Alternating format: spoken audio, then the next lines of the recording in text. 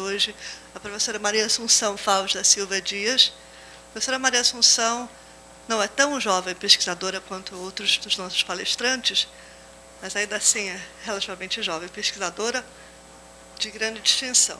A sua área de pesquisa é meteorologia, principalmente, com especialidade principalmente em Amazônia, chuvas, nuvens, tempestades, etc. A professora Maria Assunção é membro da Academia Brasileira de Ciências, membro de uma comissão do NCAR, National Center for Atmospheric Research, pesquisadora do experimento de grande escala da atmosfera e biosfera na Amazônia, vice-presidente do International Association of Meteorology and Atmospheric Sciences, fellow da AMS, mas não é a nossa AMS, é a American Meteorological Society, professora titular da USP, foi coordenadora até o ano passado, coordenadora geral do CPTEC, o Centro de Pesquisas de Previsão do Tempo e Estudos Climáticos, do INPE.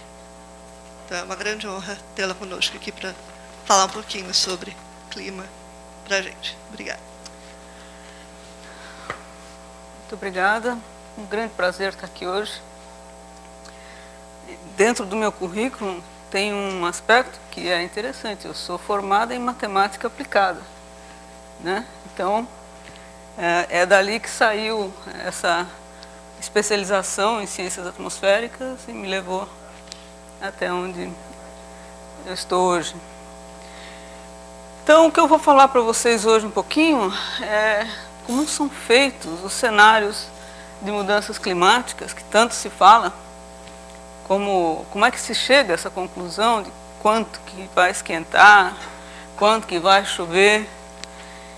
E eu vou tentar colocar ao longo dessa conversa como a matemática é fundamental. Não é só a matemática, a física também é fundamental, mas a matemática tem um papel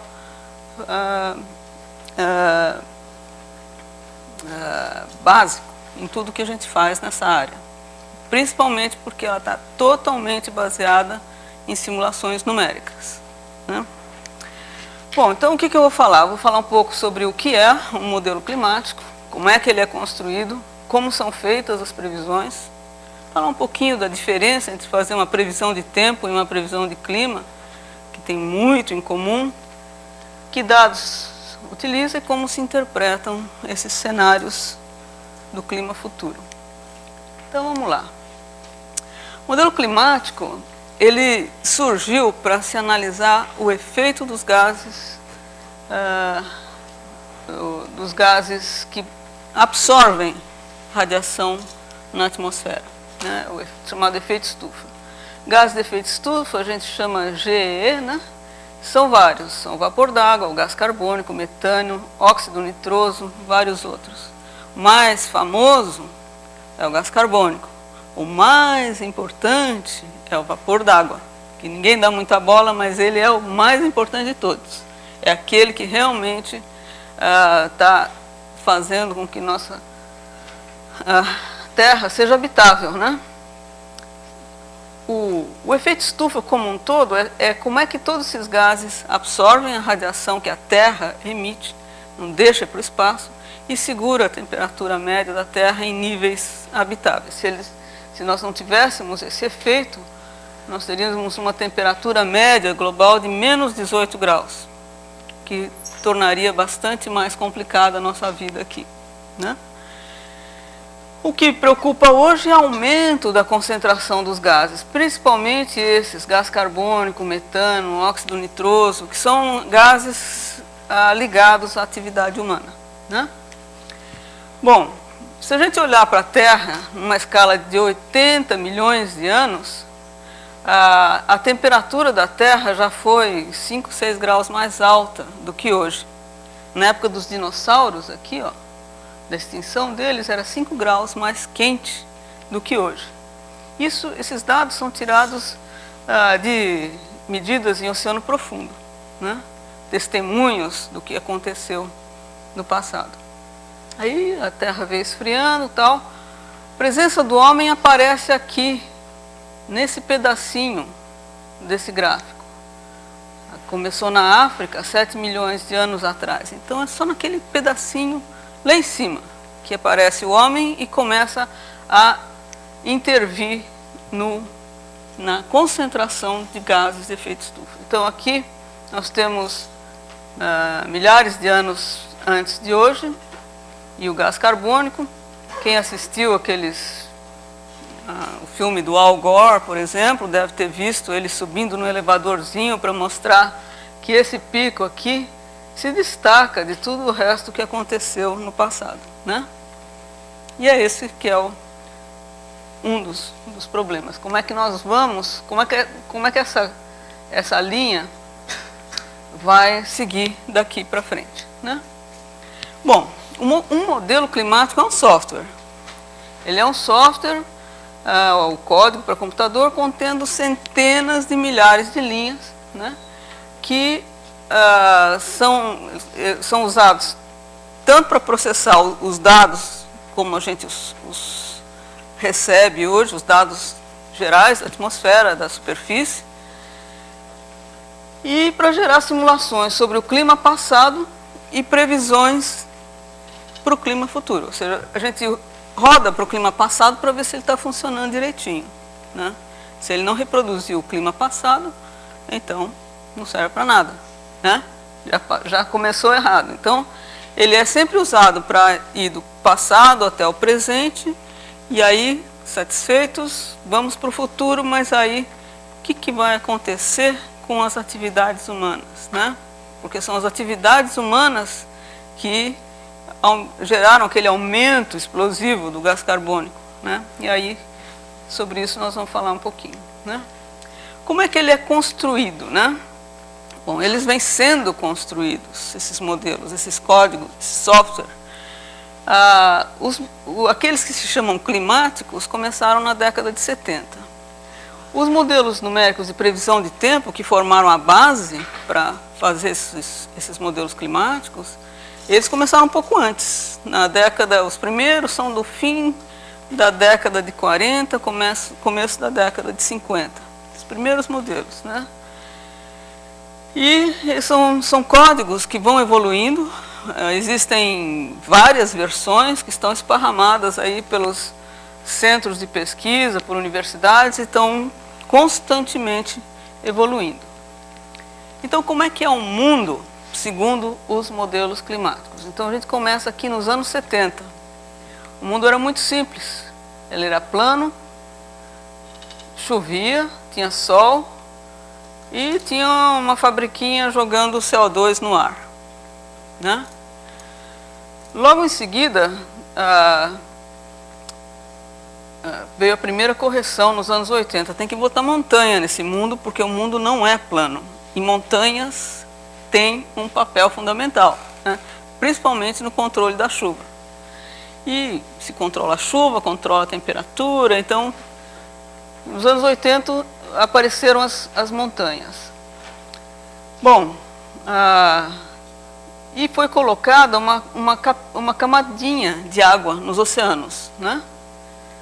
Que continuou ali nos anos 90, né? Já um pouquinho mais interativa, tem até um barquinho andando aqui em cima com as correntes, né? Mas isso também, assim que foram dados os primeiros passos, já se percebeu que se precisava de um pouco mais de informação dos oceanos. Eles tinham que ser profundos. Tem as correntes oceânicas. As correntes oceânicas carregam calor do Equador para os polos e trazem água fria dos polos para o Equador. Então, isso já foi um grande passo, né? Continua aqui a fabriquinha jogando CO2 no ar. Nos anos 2000, esse CO2 começou a ser transportado pelos ventos, né? E interagir com a radiação. Isso aqui, essa fumaça escura aqui, mostra isso. E na última rodada do painel intergovernamental para análise da mudança climática, o IPCC, já começaram a ser introduzidas algumas fórmulas químicas para entender um pouquinho melhor o que estava acontecendo na atmosfera. Então, o IPCC, o painel internacional para a mudança climática, ele fez sua primeira avaliação, First Assessment Report, em 1990. O segundo em 96, terceiro em 2001, o quarto em 2007, o quinto vai ser em 2013. No primeiro, cada quadrinho desses cada ponto aqui é um ponto de grade. A Terra era coberta por pontos de grade distantes entre si da ordem de 500 quilômetros, né? E aí foi melhorando. Mas aqui vocês vejam que azul é água e verde é um tipo de vegetação, marrom. Não sei se vocês conseguem enxergar que aqui, pouco a pouco, vai aparecendo o mar Mediterrâneo, né? Lá mal dava para ver que era isso, tá certo? No começo. Isso só foi possível porque a resolução passou de 500 quilômetros para 250, para 180, para 110 quilômetros. Então, aos poucos, você começou a enxergar a geografia, tá certo? De uma forma mais realista. Mas isso tudo era simplesmente porque, para fazer essa análise, precisava de muito computador, né? Bom, esses modelos incluem uma série de processos físicos, por isso que eu disse que é importante matemática, é importante física, é importante computação, né? Então, tem nuvens, tem radiação que sobe e desce, movimentos turbulentos, a interação com as montanhas, modelos oceânicos e a química que está por trás de toda a evolução da composição atmosférica. Tem também subconjuntos ali, por exemplo, como é que uma superfície interage com as primeiras camadas, né? Como é que as plantas interagem, e a próxima rodada de modelos tem muita ênfase na interação das plantas com a atmosfera, por causa da fotossíntese, né? A gente sabe que quando bota muito gás carbônico no ar, as plantinhas até gostam, elas crescem, né? Só que elas também vão respirar mais, vão ter maior decomposição orgânica, enfim. Tudo isso passa a ser introduzido em modelos que incluem a hidrologia, o ciclo de carbono e até urbanização, as cidades, né? O uso da terra, entre outros aspectos. E além disso, tem outra coisa que matematicamente é um dos grandes desafios, que são as multi-escalas que acontecem no clima, desde um dia até, aqui no caso, alguns anos. Então, a concentração dos gases de efeito estufa vai sendo alterada no dia a dia. A energia solar também está interagindo nessa escala.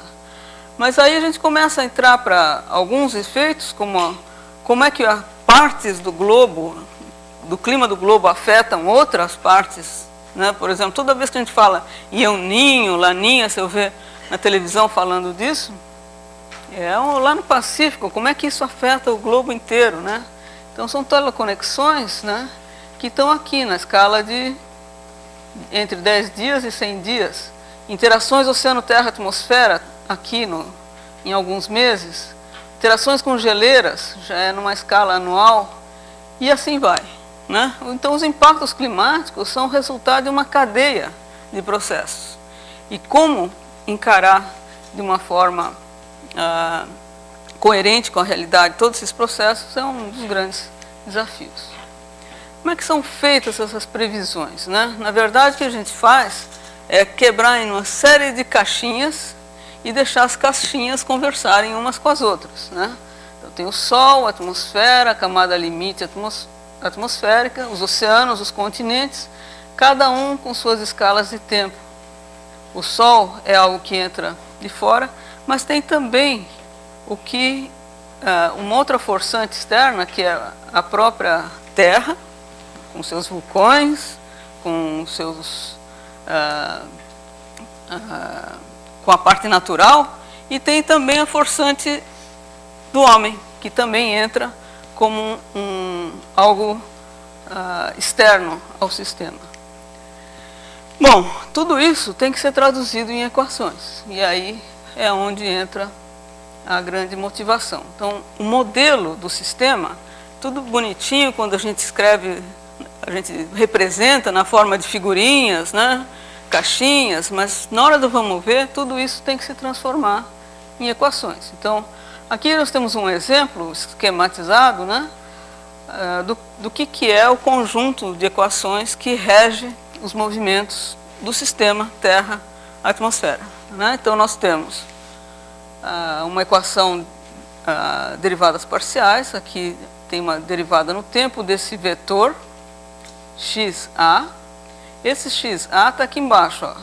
Ele tem uma série de variáveis. O VW são as 3 componentes da velocidade do ar. T, a temperatura, razão de mistura do vapor d'água, da água líquida, de gelo, né? Gelo no ar, nas nuvens, e assim por diante. Do lado de cá aqui nós temos termos lineares, multiplicando o vetor, e do lado direito nós temos os termos não lineares, esse aqui que é função de todos os x, a, o, v, c, s, que são todos esses vetores que estão definidos aqui, e mais uma forçante, né? Existe uma equação para cada componente: oceano, atmosfera, oceano, solo, rios e lagos, a vegetação, as espécies químicas, e essas equações são todas acopladas através dos termos não lineares, né? Então, é um conjunto bastante complexo, não tem uma solução analítica, e é o grande desafio para todos nós entrar com uma representação coerente de todas essas interações. Isso depende um pouco do nosso conhecimento sobre essas interações. O que a gente coloca no modelo é aquilo que a gente conhece, e a gente tem um conhecimento incompleto. Então, tem muito para fazer nessa área. Então, assim, de uma forma esquemática, o software de previsão climática traduz aquelas equações em cima de uma grade, né? E está aqui no meio. Nós temos dados que vão prover condições iniciais e condições de contorno. Temos um supercomputador para tratar de tudo isso, e fazemos as projeções futuras do clima em cima disso, né? Um pouquinho da história da previsão do tempo.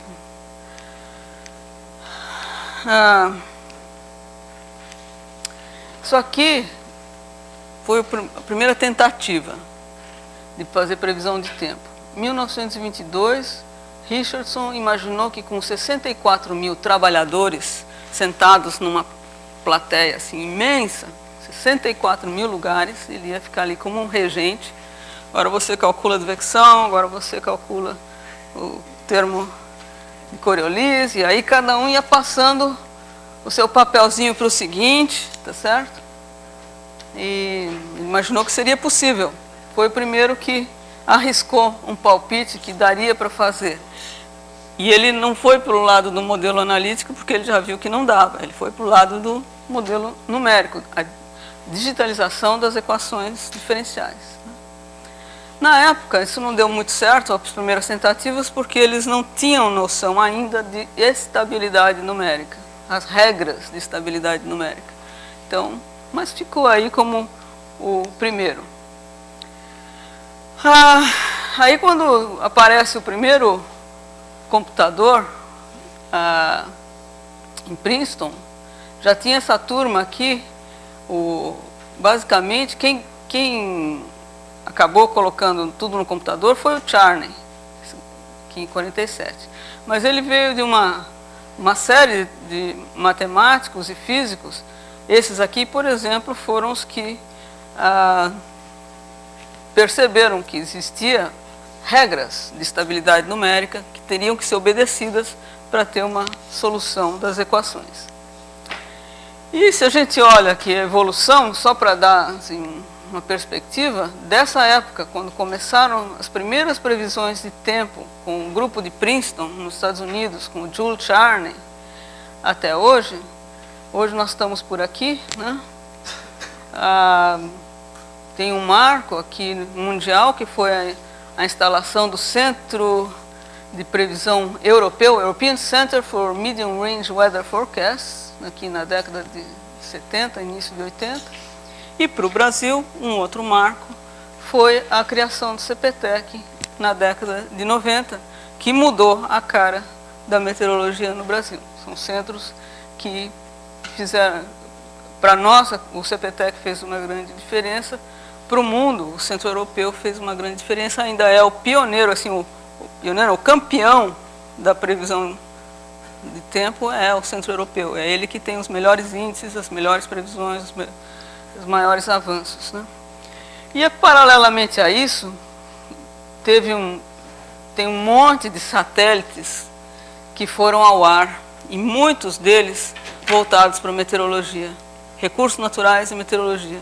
E eles também fizeram uma diferença espetacular na maneira como a gente vê a atmosfera, como a gente mede, por sensoriamento remoto, algumas propriedades da atmosfera. Bom, só para dar uma ideia em termos de computação, aqui é a evolução da capacidade de supercomputadores. Essa linha azul é a média dos maiores centros de previsão de tempo e clima do mundo, né? Aqui desde 93 até 2010. Essa é a última aquisição do CPTEC, essa é a curva do CPTEC, né?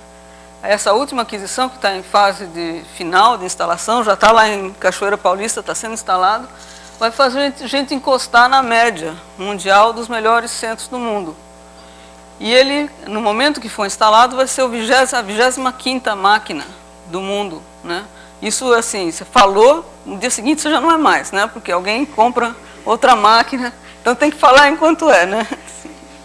Então, essas máquinas aqui eram CREI, esse aqui SUN e esse aqui NEC, todos esses aqui eram NEC, esse SUN e esse aqui é CREI, é o CREI XT6, 244 teraflops. Bom, quais as diferenças entre previsão de tempo e clima? Bom, o negócio é o seguinte, você tem um sistema de equações que você dá condições iniciais, condições de contorno. Então, já dizia Lorenz, em 60, que existem sistemas dinâmicos instáveis e estáveis. Os instáveis, você começa aqui com pequenas diferenças nessa condição inicial, há uma divergência no resultado. E no sistema dinâmico estável, não, ele é previsível. Você pode começar onde você quiser, ele vai parar no mesmo lugar. Qual é o caso da atmosfera, né? Não é o caso previsível, ele é o caso sistema dinâmico instável. Então, se a gente colocar aqui uma linha de tempo, né? Quando a gente fala em previsão de tempo, a gente está falando nesse pedacinho aqui. Até 10 dias. 10 dias a gente já está começando a ter divergência entre soluções. Quando a gente fala em meses, anos, aí você começa com duas condições um pouquinho diferentes, elas divergem, né? Na verdade, você não sabe mais o que seria a previsão correta, né? O que a gente faz normalmente para isso, você tem uma condição inicial. A essa condição inicial você soma e subtrai perturbações e gera condições perturbadas. Aí você tem uma simulação controle, né, que passa por todo o processo aqui, e você tem vários membros de simulações perturbadas. Basta mudar um pouquinho a condição inicial, basta colocar nas observações o erro instrumental. Tão sensível quanto isso, né? Bom, aí você olha os resultados. Quando a gente olha para a previsão de tempo, para 2 semanas de antecedência, lugares em que a gente tem soluções muito próximas umas das outras, a gente diz que tem alta previsibilidade. E lugares em que elas não concordam, tem baixa previsibilidade.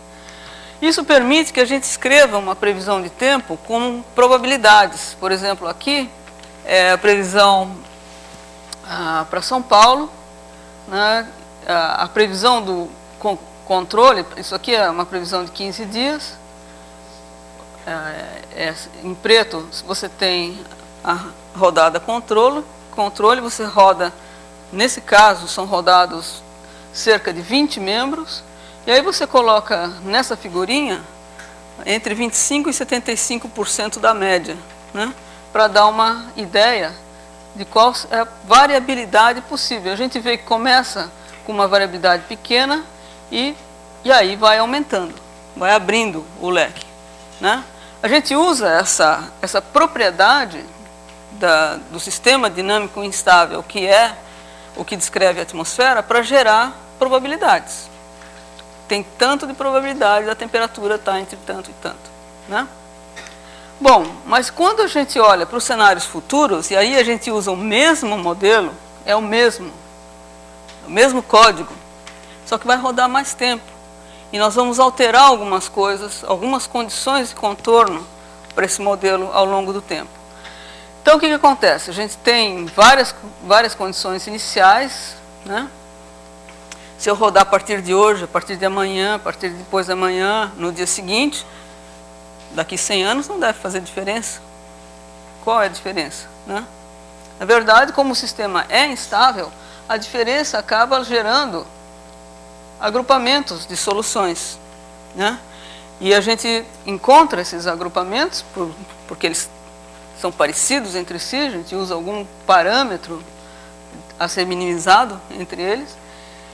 E então, com isso, a gente estima cenários futuros mais prováveis, né, agrupando membros do conjunto de previsão. Então, em vez de ter uma previsão, você tem cenários de previsão, previsões possíveis, previsões prováveis, né? Então, basicamente, a diferença é essa. No caso de previsão climática, a gente não acredita em uma, nem em duas. A gente só acredita em agrupamentos, conjuntos de previsões que são chamadas de cenários. São cenários que podem acontecer. Então, para aquele que está fazendo planejamento, saber assim, alguns cenários é útil. Ele consegue pensar, vou precisar de mais energia, vou precisar de mais água, enfim, né? Bom, que dados se usam? O uso da Terra é fundamental. Aqui nós temos uma imagem da região de Manaus. Manaus é isso aqui. Aqui está o Rio Negro, Solimões. A gente vê que na região de Manaus, tudo isso aqui é região urbana.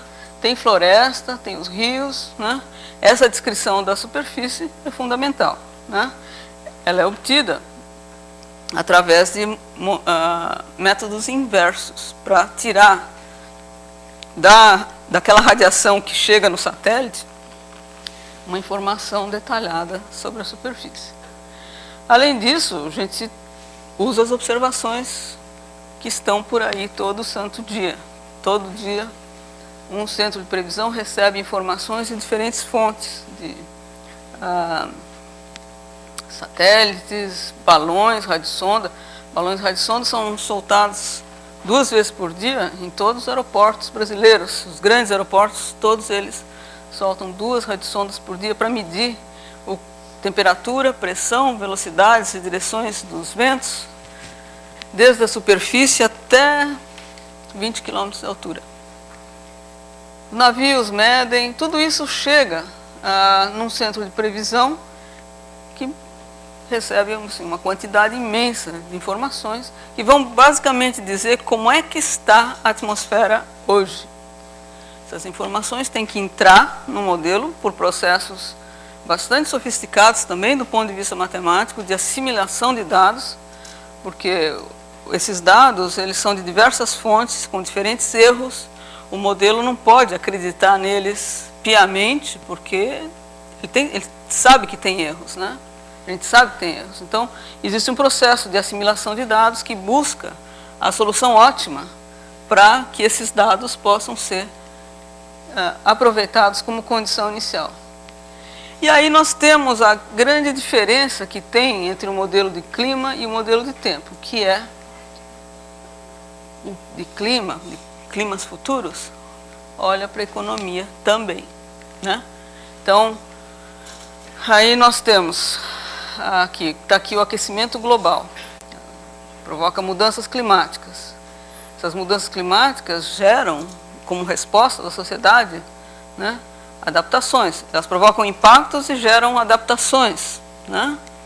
Ou seja, vamos supor que vai inundar, vai aumentar o nível do mar e a orla vai inundar, as pessoas vão ter que fazer barreiras, vão ter que se mudar, enfim. O impacto é a elevação do nível do mar e a adaptação é você se mudar, né, para outro lugar ou construir um dique. Tudo isso tem um impacto econômico que está relacionado com a emissão de gases. Você mexeu na economia, você mexeu em quanto que as pessoas usam de energia, como é que elas usam energia e, portanto, você mexe nas emissões. Aumento das concentrações gera aquecimento global. E aí nós estamos nesse ciclo. E aqui tem um ponto crucial que é como ligar as atividades econômicas às emissões de gases de efeito estufa.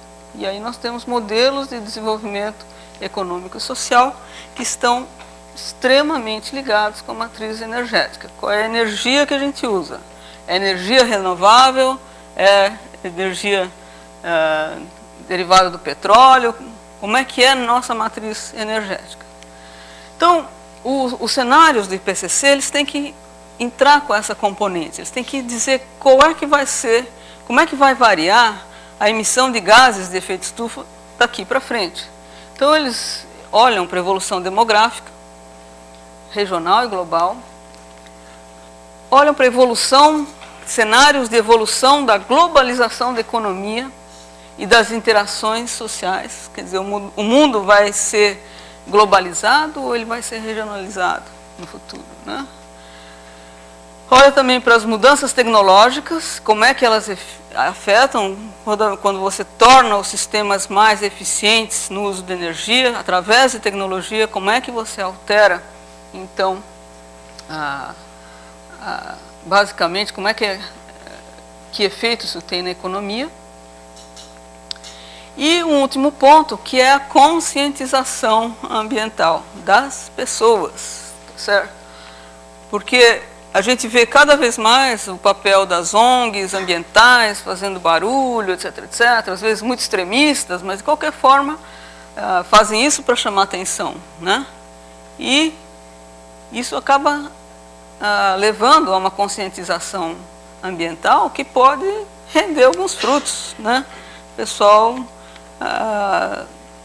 ficar tão motivado com a necessidade de uma ação individual e mudar o mundo, né? Bom, existem vários cenários, vou falar de 4. Eles recebem nomes, A1 e A2. O A1, o A2, um futuro em que o mundo é heterogêneo, tá certo? Cada país é cada um por si. Cada país é como é hoje, né? Cada um por si, cada um quer levar a melhor. Tem alto crescimento demográfico ainda em algumas regiões, apesar que esse é um aspecto que está saindo da primeira linha com a queda do crescimento demográfico nas regiões mais densamente populadas. O A2 ele também tem um desenvolvimento econômico também orientado para a região. Então é um cada um por si, né? Aí nós temos o A1. O A1 é um futuro em que o mundo tende a ser homogêneo e convergente. Só que ele tem 3 variações. Tem o A1 F1. F1 é Fuel Intensive, intensivo em uso de petróleo. O FI. O T é o outro lado, ele é alternativo, todas as energias alternativas. E um B é um balanço entre esses dois, tá? Então, tem essas 3 possibilidades. existe um crescimento econômico muito rápido, baixo crescimento populacional, uma rápida introdução de tecnologias novas e eficientes e uma intensificação nas relações sociais e culturais com redução das diferenças entre ricos e pobres. É um mundo diferente do A2, né? Ele é mais homogêneo, mas assim mesmo ele usa muita energia. Ele é assim, está puxado por esse crescimento econômico muito rápido.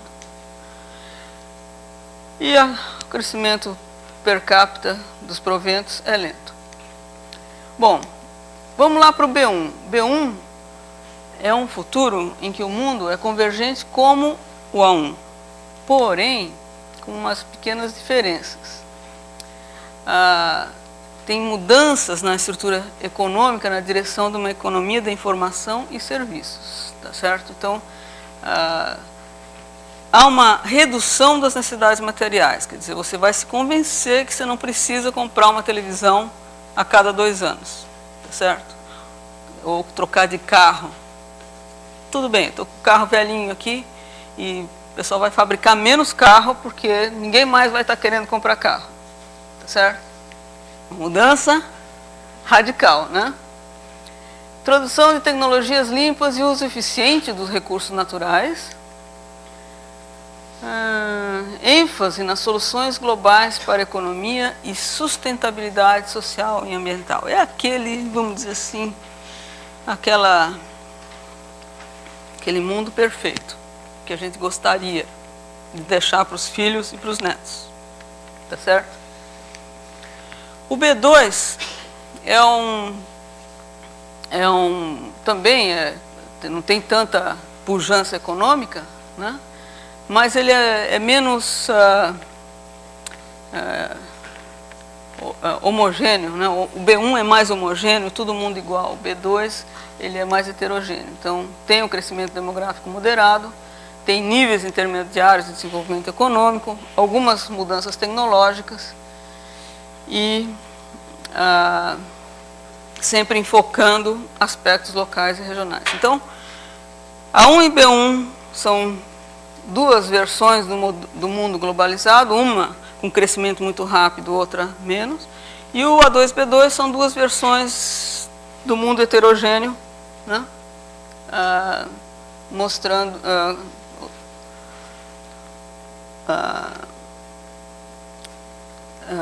um foco muito grande nos problemas locais e cada um, assim, algo mais egoísta, cada um por si, né?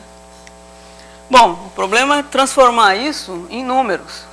Então, tem grupos de economistas que transformam todas essas ideias em números. Precisa de números, né?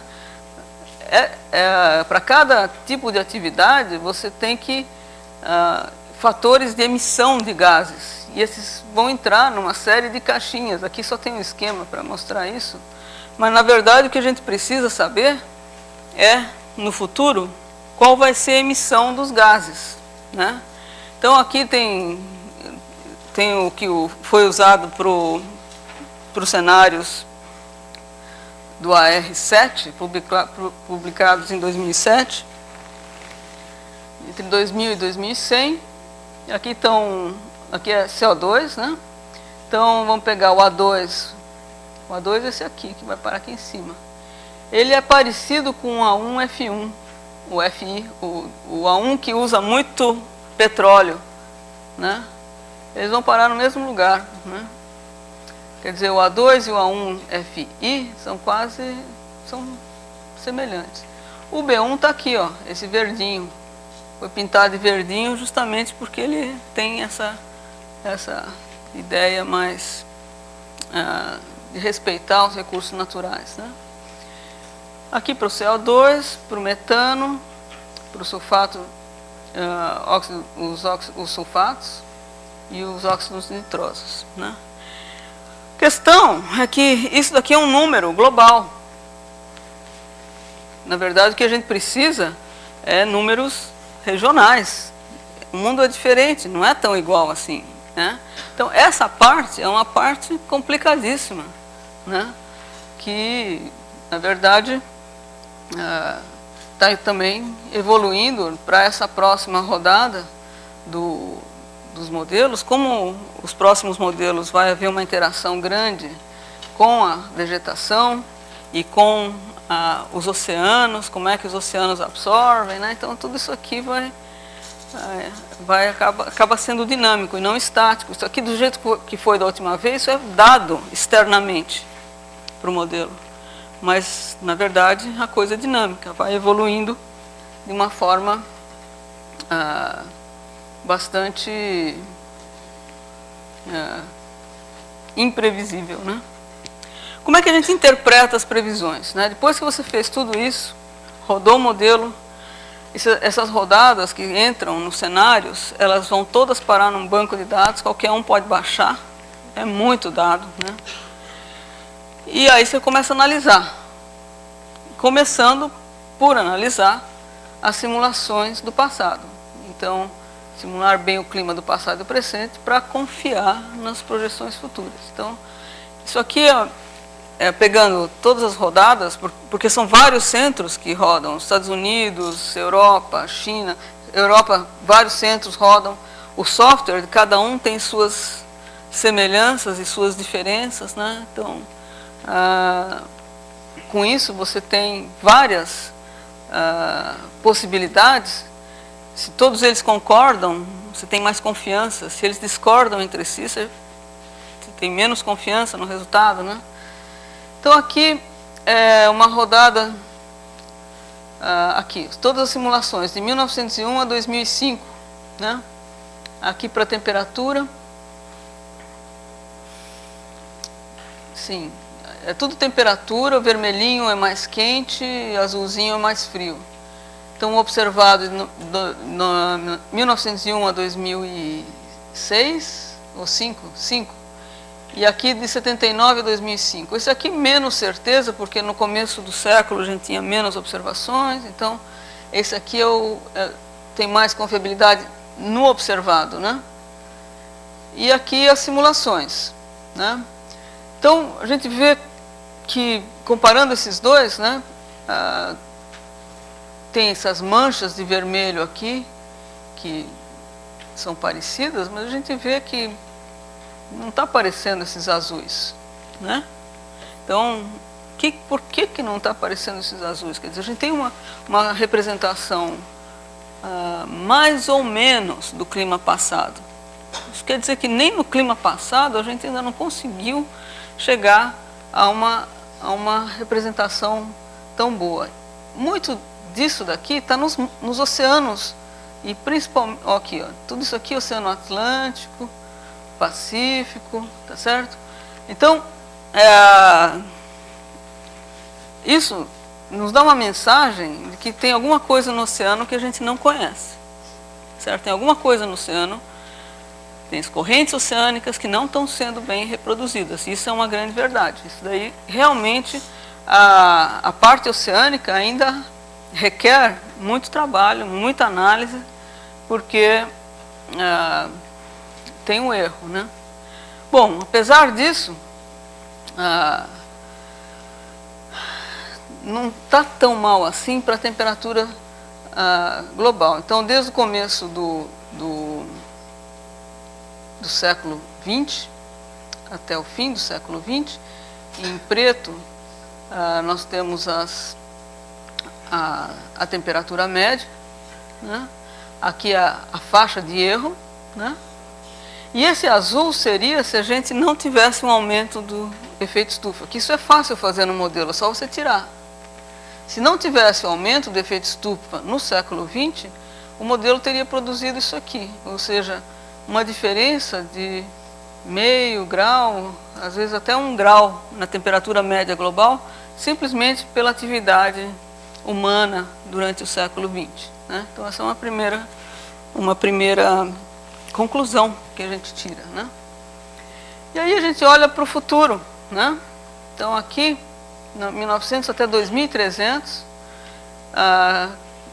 aqui esses números representam quantos modelos foram usados. Aqui foram usados 23. Aqui os em vermelho são 17, verde 21, azul 21, e tem mais uma cor aqui, 16, e tem poucos que chegaram a rodar até 2300. Tem poucos porque, na verdade, consome um tempo de máquina muito grande, representa um armazenamento também de simulações enorme, nem todos os centros estão capacitados a fazer isso, né? Então, século XX, o B1, o cenário B1 está aqui, ele estabiliza numa temperatura de 2 graus e pouco a mais do que no fim do século XX.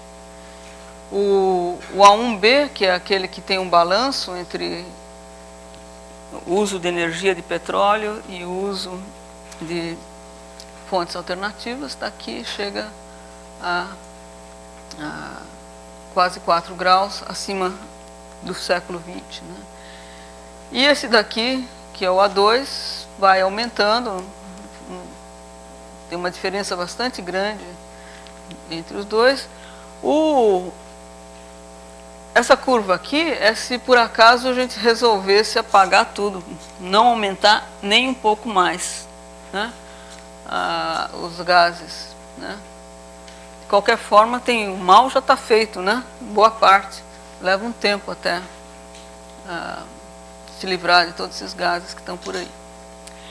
E, na verdade, então, quando a gente olha para aquele gráfico inicial, que eu tinha parado ele aqui, no zero, no presente, a gente olha para o futuro e nós temos cenários que vão nos levar a 5, 10 graus de temperatura maiores no futuro, se continuar com um cenário do tipo A1, FI, muito intensivo em uso de petróleo, né?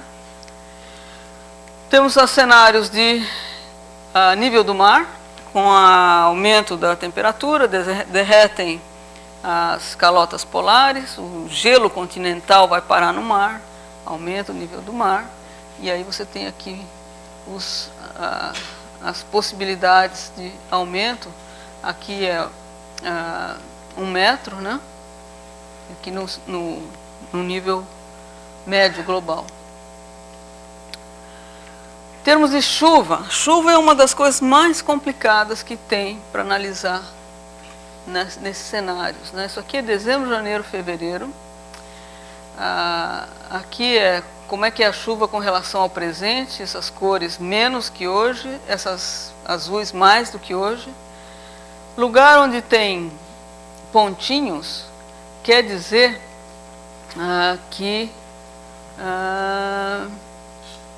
mais do que 90% dos modelos usados concordam, tá?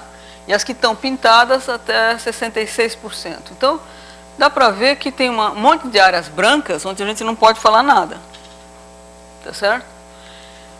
O próprio Brasil, quando a gente olha para o Brasil, aqui é o A1B, né?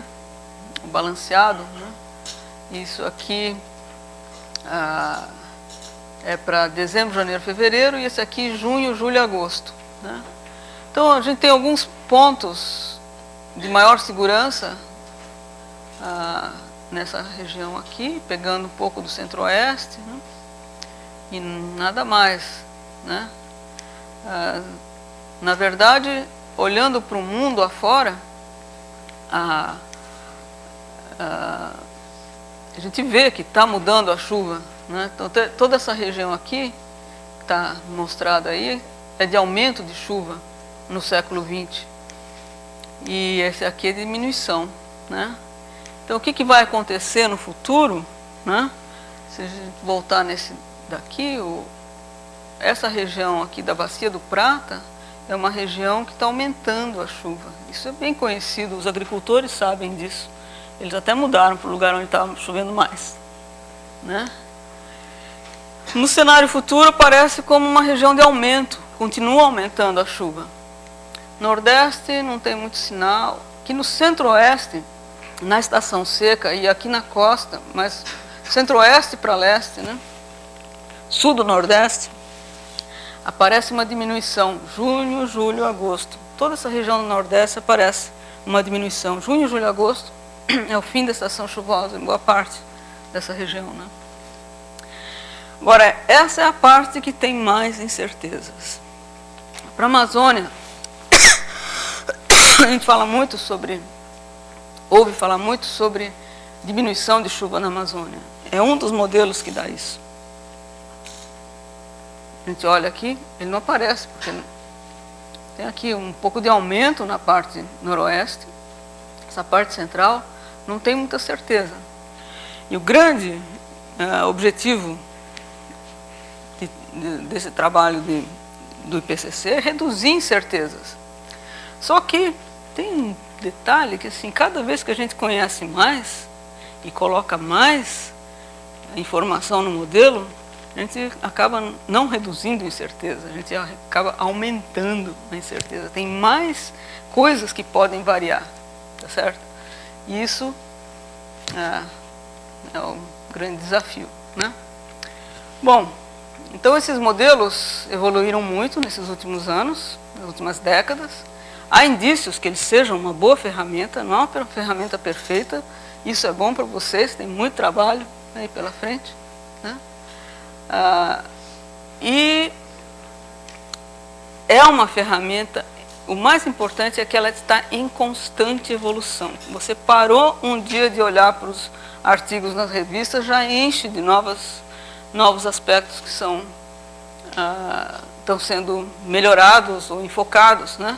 E isso é realmente um prato cheio para essas áreas que são fundamentais para todos os aspectos que são incluídos nesses modelos. Então, assim, como nota de otimismo, há uma motivação muito grande para enfocar pesquisas nessas áreas. Hoje em dia, se você pega tanto a área de meteorologia, com certeza a área de meteorologia, mas todas as outras, se você colocar a palavra mudanças climáticas, o cara que vai te dar o dinheiro já acorda, fala, você vai mexer em mudanças climáticas, isso deve ser importante, tá certo? Então, é uma área que está numa evolução sim, espetacular e precisa muito de gente que entenda da base, da matemática, da física e da computação, certo? Então, era isso que eu queria apresentar. Obrigada.